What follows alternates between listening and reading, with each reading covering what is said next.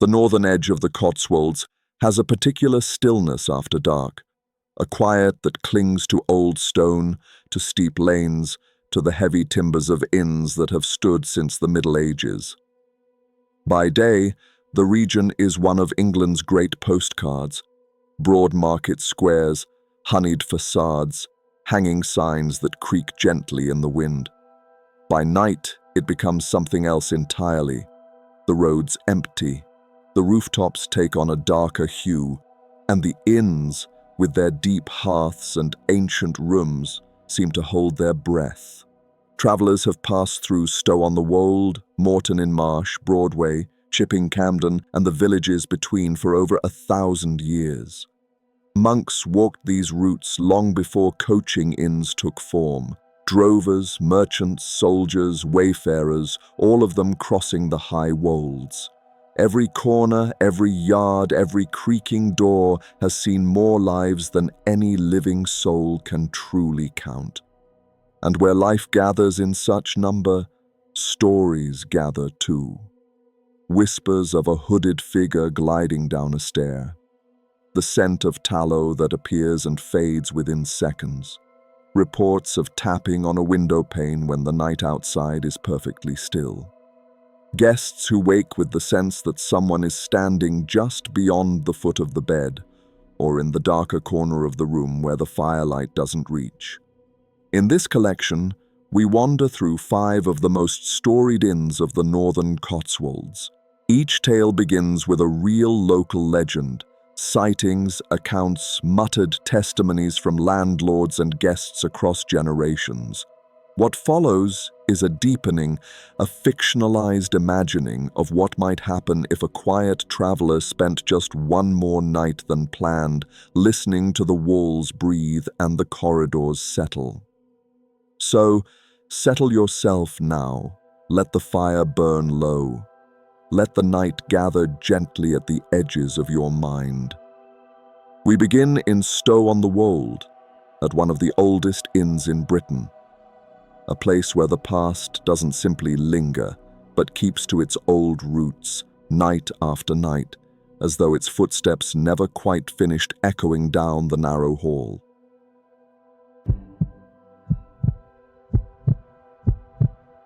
The porch house carried its age with the confidence of a building long accustomed to being observed. Its beams seemed to bow slightly under the quiet weight of centuries. Its windows glowed with the same warm amber light that must have greeted travelers long before the turnpikes were laid. Even before he reached the doorway, a traveler named Edmund Carter felt the place watching him with an old, settled patience. Earlier that afternoon, as Edmund waited for the landlord to find his key, one of the staff, a young woman folding napkins, had remarked, almost absently, "You've got the upper corridor tonight. People don't always keep that room for long." The landlord gave her a look that ended the topic abruptly, but the comment lodged in Edmund's thoughts with a faint, pleasing unease. He was not a man easily troubled. Indeed, he often found a quiet thrill in the suggestion that a building had opinions about its occupants. His room lay at the far end of the crooked upper passage, a modest chamber with a low ceiling and a window overlooking the narrow street. The boards creaked gently beneath his feet, though not in any pattern he could recognize. He unpacked, lit the bedside lamp, and noticed immediately how still the air felt, as though the room were waiting for him to settle properly inside it. Night fell quickly. The inn quietened. Voices in the bar faded into muffled shapes of sound, and the wind curled softly beneath the tiles overhead. Edmund had just extinguished the lamp when the first sound reached him. A footstep, then another, measured, unhurried, deliberate, not wandering aimlessly, but following a route. Edmund listened as the steps drew nearer, a soft tread along the uneven boards, moving with the confidence of someone who knew each bend of the corridor by heart. The tread approached his door, paused, then continued onward down the passage.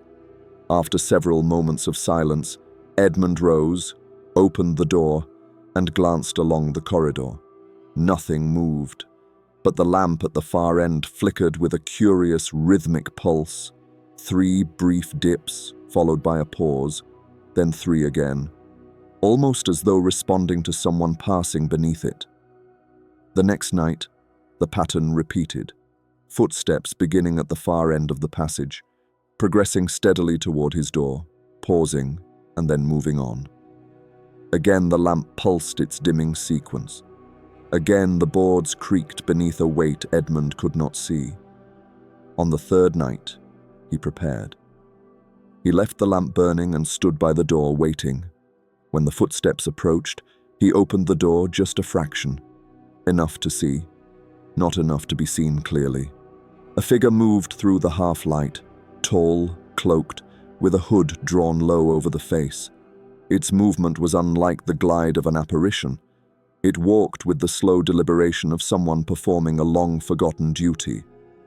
The figure paused at the first door along the passage, bowed its head slightly, then stepped to the next. It was a ritual, not aimless wandering, but a sequence. Door to door, pause. Door to door, pause. As though taking account of something, or someone. Edmund's breath stilled. The figure reached his door, its hood inclined towards him, not fully, but enough that Edmund felt an unmistakable attention, as though the traveller's presence had been anticipated. He dared not open the door further. After a long, quiet moment, the figure turned sharply toward the small niche opposite the room, where an alcove marked the space where, centuries before, a monk might have stopped to pray as he moved through the building. The apparition bowed its head, touched the wall with 2 fingers, then continued down the passage until the lamplight swallowed it entirely. In the morning, Edmund asked about the alcove. The landlord paused in the act of polishing a pewter mug. "They say the priory had a small cell here," he said, "before the Reformation. The buildings shifted so much over time it's hard to be certain, but the niche is older than the rest of that wall." "And the upper rooms?" Edmund asked. "They were part of the guest wing, or so the stories go. You hear things from that corridor." The landlord hesitated. "You're not the first to mention footsteps. They follow a pattern. Always the same doors. Always the same sequence. We've had guests move down to the lower floors because they said it felt like someone was counting." That word, counting, settled unpleasantly into Edmund's thoughts. That night, he left his lamp burning once more. He sat up in bed with his notebook open, recording the time. 11:47 p.m. Footsteps begin. 11:49. Door opposite receives a pause. 11:50. My door. Long pause. Longer than the others. 11:51. Figure turns to alcove. Ritual gesture. 11:52. Figure proceeds down corridor. This time, however, something changed. The figure paused not only at his door, but again several paces further along, at a spot where no door now existed. The apparition's hooded head fixed upon the blank wall with intense stillness, as though remembering a doorway that had once been there. Edmund felt the hair rise along his arms. Later, unable to sleep, he paced the corridor himself, careful not to disturb the boards too loudly. When he reached the blank section of wall where the figure had paused, he held his lamp close. The plaster bore faint depressions, irregular but unmistakably old. Hinge marks. A former doorframe, long sealed, long forgotten. Something had once stood behind that door. Something, or someone, included in the monk's nightly count.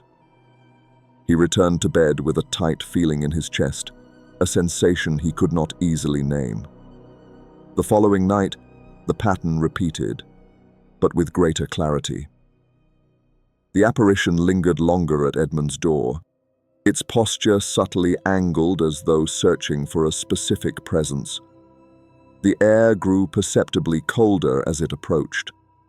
The boards groaned softly under unseen weight, The rhythm of the steps became unmistakably purposeful. When at last the figure bowed again before the alcove, Edmund saw, faintly but without doubt, the imprint of a rosary hanging from its hand. The gesture, the route, the pauses. It was performing a roll call, a nightly accounting of souls, one that clearly included Edmund. When he left the porch house the following morning, the pale winter light made the buildings of Stow seem softened, less certain in outline, as though not fully awake. But as he turned the corner onto Sheep Street, he felt just once a faint pressure at his shoulder, like a presence passing beside him on its way to complete an ancient duty. He did not look back.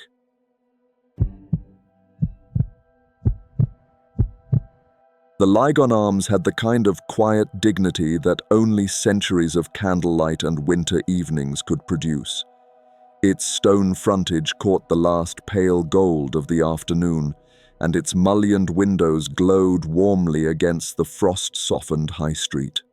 A traveller named Jonathan Fielding arrived just as the light began to fade, glad to escape the bite of December air. He was a thoughtful man, precise in manner, slow to speak, often happier among books than people. A short holiday had brought him to Broadway, though what he sought here he could not have fully explained. The inn, however, seemed immediately right. Calm, steady, gently worn by time. His room overlooked the central courtyard, where a single lantern cast a muted pool of light on the cobbles. A small writing desk stood near the window, and a tall mirror, the old kind with a faint silver bloom at the edges, hung beside the wardrobe. The fire smoldered quietly in the grate, warming the air with the faint smell of soot and polish. After supper, he returned to the room and sat by the fire with his notebook. The inn settled around him. Voices in the bar softened, footsteps along the landing grew infrequent, the cold pressed gently at the window. Then a scent drifted across the room. Tallow, wax, something old beneath it, scented smoke, maybe, from another century. He glanced at the candle on the mantel, still unlit. He frowned, made a brief note, and continued reading. But the scent returned again, faint, delicate, as though someone had passed close beside him. The mirror caught his eye then. He had the sudden impression that something had shifted in its surface, a flicker, a pale shape just behind him.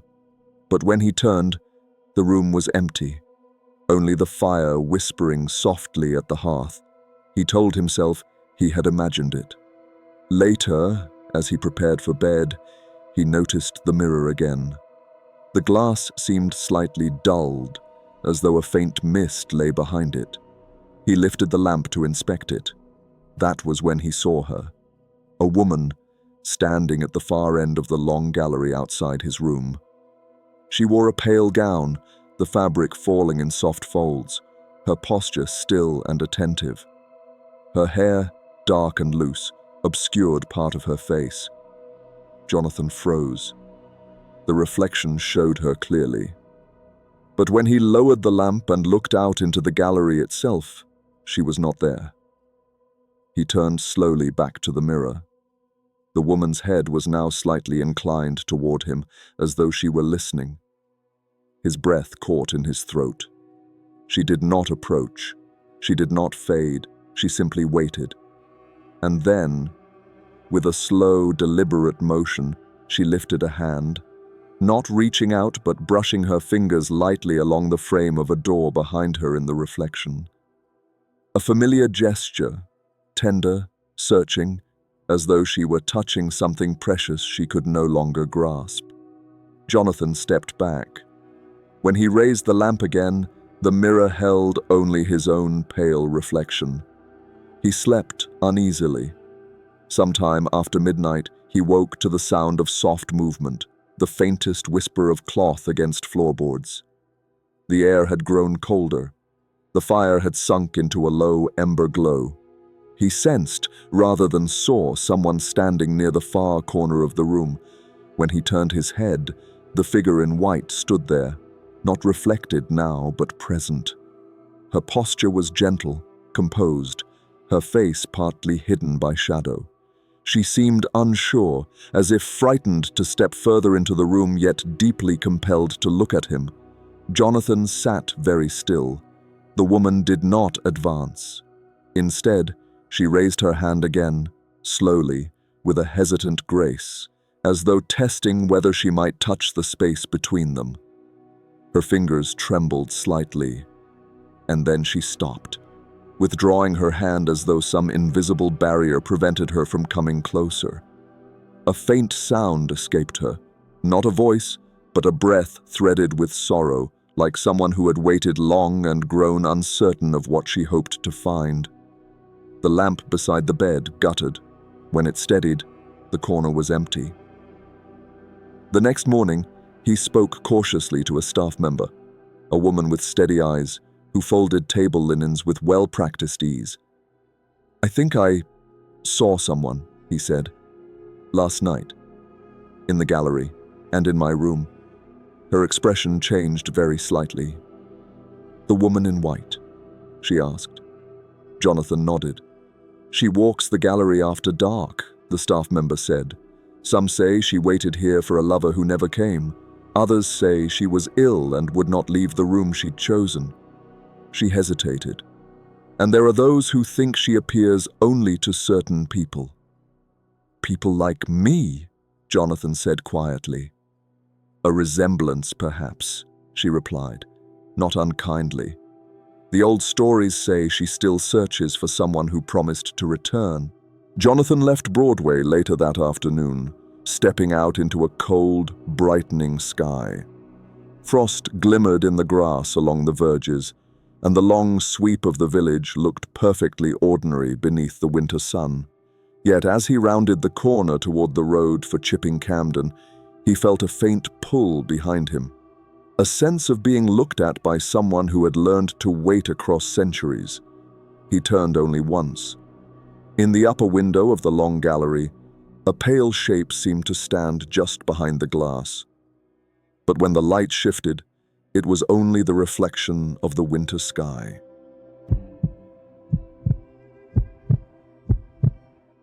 Chipping Campden's high street had a stillness that belonged more to an older century than the present one. The long row of honey-colored houses glowed faintly in the winter dusk, and the lamps outside the King's Arms burned with a quiet, steady light. A traveler named Thomas Layton arrived just as the evening settled fully in, grateful for a place as tranquil as his own thoughts. Layton was a practical man by temperament, one who preferred quiet patterns and reliable explanations. A short holiday had brought him to Camden, though he had no particular plans beyond rest. His room, overlooking a small courtyard and the junction of two lanes, felt modest and well-kept. A bed, a desk, a washstand, and a tall, narrow window with a thin curtain that fluttered slightly at the cold night air. The inn murmured with gentle activity. Footsteps on the stairs, low voices in the bar, the occasional thud of a closing door. Then Layton heard it. A tapping, soft, deliberate. 3 taps, a pause, 2 taps, a longer pause, then 1. A pattern, not a random sound. He stood still, listening. The tapping seemed to come from the window, though the night outside was calm and windless. Layton crossed the room and drew back the curtain. Nothing moved, but the rhythm began again, faint but precise, as though someone tapped gently against the glass from the inside. Later, after supper, Layton walked down the long landing toward the staircase. As he passed the turning toward the bar, he noticed a tall man in an old-fashioned traveling coat standing by the doorway. The man's hat was pulled low over his face, and he seemed to be studying the framed prints on the wall. Layton stepped aside politely. "Evening," he offered quietly. The man did not respond, did not turn. He only inclined his head slightly, as though uncertain about being addressed. Layton continued on, thinking nothing odd of it, until he overheard two staff members speaking near the stair. "No guests in the old wing tonight," one said. "Not since Tuesday," replied the other. "Quiet few days." Leighton paused mid-step. He looked back down the landing. The space was empty. The quiet in the corridor deepened. The faded carpet, the dim glow of the wall lamps, the slight chill in the air, all seemed to shift subtly, as though the building were holding its breath. That night, Leighton lay awake longer than usual. The tapping returned. This time, the rhythm had changed. 2 taps, a pause, 3 taps, a shorter pause, 3 taps again. It was unmistakably a signal, a sequence with intention behind it. Leighton rose, approached the window, and laid his hand on the glass. The tapping stopped instantly. The quiet that followed was deep and expectant, as though something on the other side had paused to listen. He stepped back. A faint distortion flickered in the reflection. The tall man in the traveling coat standing several paces behind him, his head slightly bowed, his posture unnaturally still. Leighton spun around. The room was empty. The only sound was the low hiss of the cooling fire. Sleep drifted in shallow fragments. At some point after midnight, he woke to a soft pressure on the boards outside his room, gentle footsteps walking the landing with slow, deliberate weight. The footsteps paused exactly in line with his door. For several seconds, nothing moved. Then the signal tapping began again, but this time against the wood of the door itself. 1 tap, pause, 3 taps, long pause, 2 taps, not random, not restless. A message. Leighton opened the door a fraction. The corridor lay empty, but the air was colder, and the lamps along the landing flickered in a faint wave, one after another, as though something had passed beneath each in sequence. When he finally slept again, his dreams were filled with the soft fall of boots on old wood and the steady, patient manner of someone waiting for a reply. In the morning, Leighton sought an explanation. The landlord, polishing the counter with a cloth that had seen years of service, listened with quiet attention. The tapping, Leighton began, feeling faintly foolish. It wasn't random. It felt like a pattern. The landlord nodded slowly. "You've heard his signal," he said. "The old stories say a traveler stayed here once, a man expected to leave on a coach that never arrived. They say he left a message for someone in this inn. A code, some call it. A signal someone else would recognize." Leighton frowned. "And people still hear it?" "Now and then," the landlord replied. "Always the same sequence. Always near the windows or doors. Some think he's still trying to send that message on. Others say he's listening for the reply." The remark chilled Leighton more than he expected. He left Camden that afternoon, the winter air sharp at his cheeks as he crossed the high street. Yet even as he walked away from the inn, he could not shake the sense that someone followed several paces behind, not close enough to alarm, but present enough to notice. At the bend in the road, a sound reached him. 2 taps. A pause. 1 tap. He froze. The sound came again. Soft, hollow, as though struck against the wooden signpost by the roadside. He turned sharply. The road behind was empty. Leighton walked on quickly, though the tapping lingered faintly in his mind. A quiet, steady pattern, as if someone was still trying to speak across a distance measured not in miles, but in years.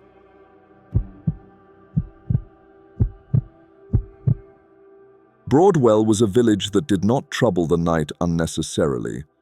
Its cottages clustered around the green as though huddling for warmth, and the road that passed through seemed to soften into quiet the moment daylight faded. A traveler named Michael Harridge arrived shortly after dusk, grateful for the warm glow spilling from the windows of the Fox Inn. Harridge was a man who preferred quieter inns to bustling hotels, reserved, observant, content with small comforts. The fox suited him immediately. A fire burned steadily in the grate, and a mild smell of wood smoke drifted through the air. The landlord greeted him with a nod, then showed him to a back room overlooking the old courtyard. From the window, the traveler could see the disused stable block, a dark shape under the rising moon. A single lantern hung near the stable door, its old glass softening the flame into a tired amber glow. The room was plain but companionable, a bed with a thick quilt, a low wardrobe, and a chair by the window. Harridge had barely sat down when he heard the first sound.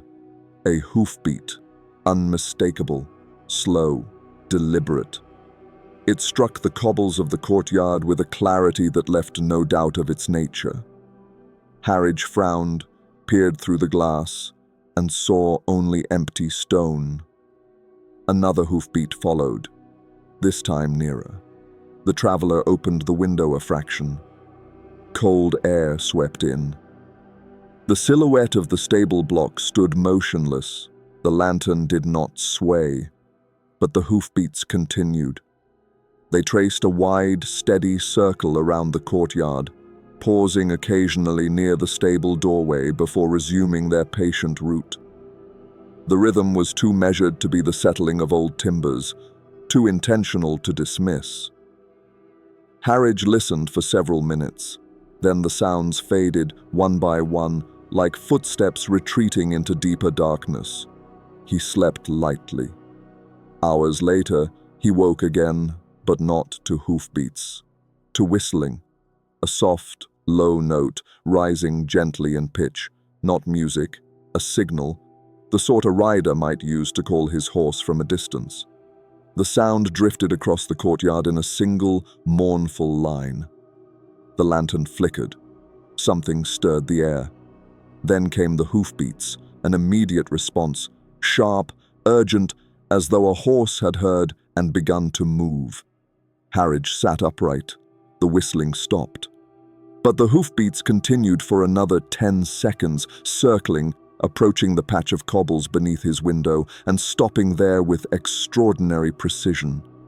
Silence followed. A deep, waiting silence. The traveler slowly shut the window. He did not sleep again that night. In the morning, he spoke carefully to the landlord. "I thought I heard a horse," he said, "in the yard, and someone whistling for it." The landlord stilled, polishing a glass with thoughtful slowness. "It's an old story," he said. "A rider was thrown on the lane one night. His horse bolted back here, but he never arrived. People say he still tries to return, calls for his mount, walks the yard." "That's what I heard," Harridge replied quietly. The landlord nodded once. "You're in the room he always asked for." The day passed uneventfully. Harridge walked the narrow lanes, visited the small church, and stood at the bend where the road curved sharply, the spot locals whispered about. The lane was ordinary enough in daylight, yet he could imagine a horse losing its footing in rain and darkness. By early evening, he was back in his room, watching dusk gather over the courtyard. Something felt different already, a stillness deeper than the night before. The lantern by the stable door glowed faintly, its glass fogged with age. Harridge sat in the chair by the window, the lamp low, listening for any sound. For a long time, nothing happened. Then, abruptly, a whistle, clear, soft, urgent. The horse answered instantly, a ringing clop of hooves striking stone. The lantern swung sharply as though brushed by a passing body. The hoofbeats approached beneath his window, stopped. Then something else occurred. Something stranger. Harridge blinked, and the lantern seemed to have shifted position slightly, though he had not looked away long. The shadows in the courtyard had changed as well. The angle of the moonlight seemed different. He checked his watch. 40 minutes had passed. He was certain only 5 had gone by. A cold sensation slid through him. As he stared down at the courtyard, a figure began to form, Not a solid body, but the faint outline of a man in a long coat, one arm bent in the posture of someone holding reins. His head was tilted up toward the window. Harridge stepped back instinctively. The figure did not advance. Instead, it raised its hand as though to whistle again, and just then, the lantern flickered violently. When the light steadied, the courtyard was empty. Harridge slept only in short fragments until dawn. The next morning, as he prepared to leave, the landlord accompanied him to the door. "He comes back to the yard, you know," the landlord said quietly. "Patterns like that don't break easily. Not after death. Some say time slips around him, that he's caught in the moment before he was meant to return." Harridge tightened his coat. As he walked toward the lane, the village lay quiet in the pale morning light, the air still and thin. At the bend in the road, he paused. Behind him, faint but unmistakable, came the sound of a single hoofbeat. Just one, measured, close. He did not look back.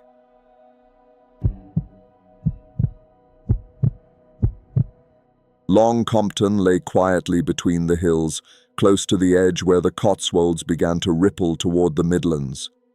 Old earthworks and ancient stones dotted the surrounding slopes, and the village itself held an odd hush after dark, the sort that suggested a deeper history beneath the ordinary lanes.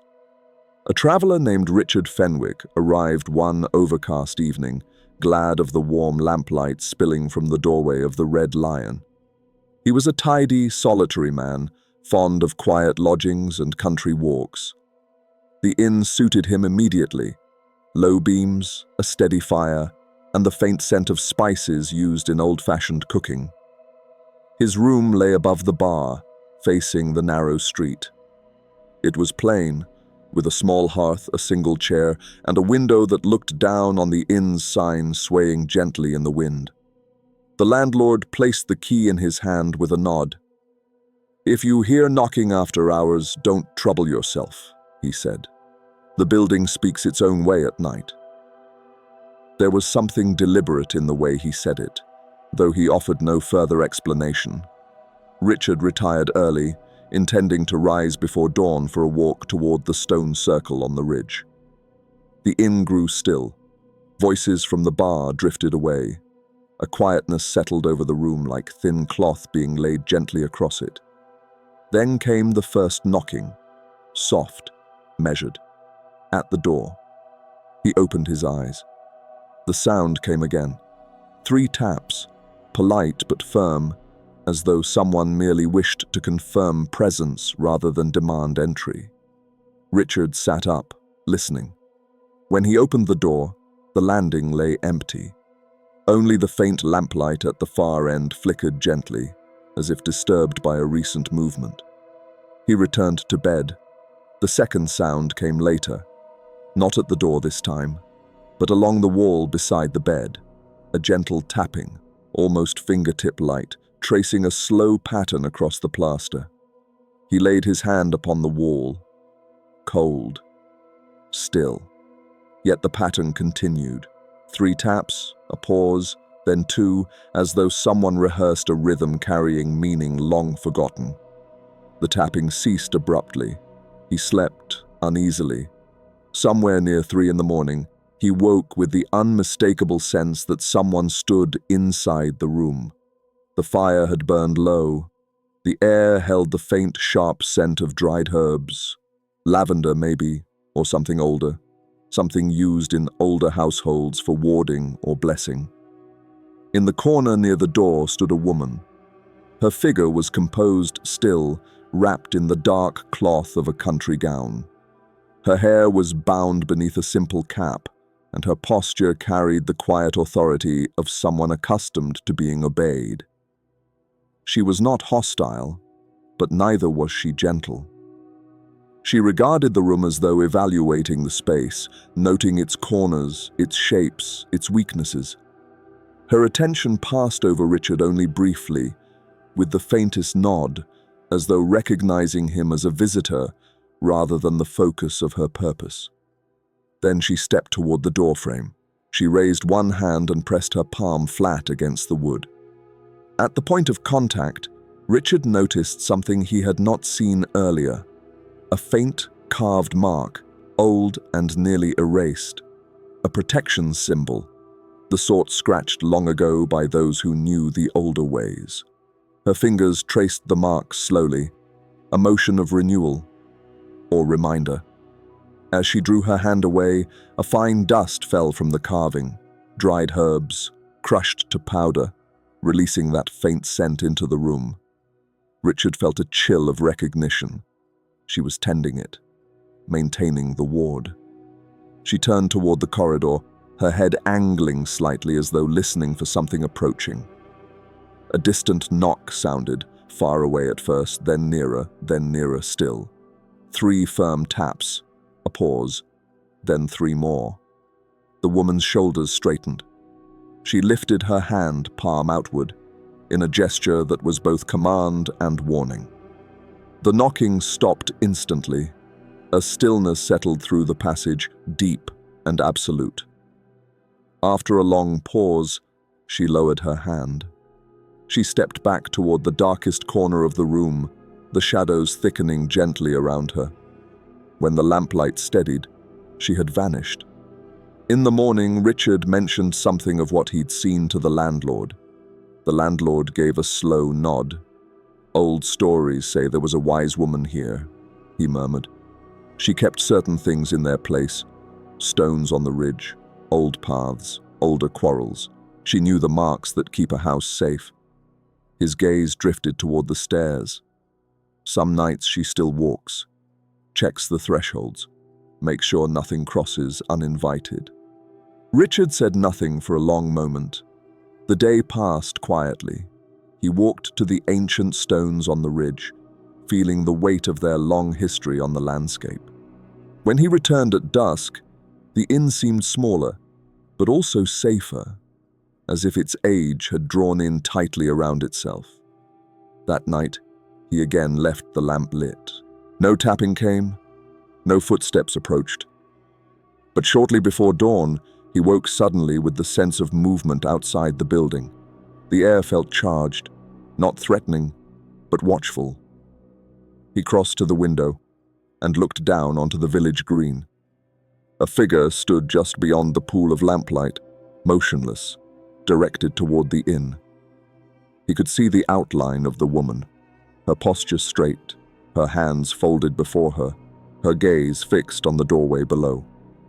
The early morning mist drifted over her shoes, and the faintest breeze stirred her shawl.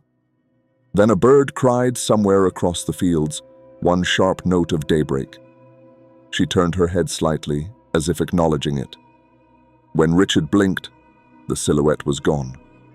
In full daylight, the green showed no footprint, no trace.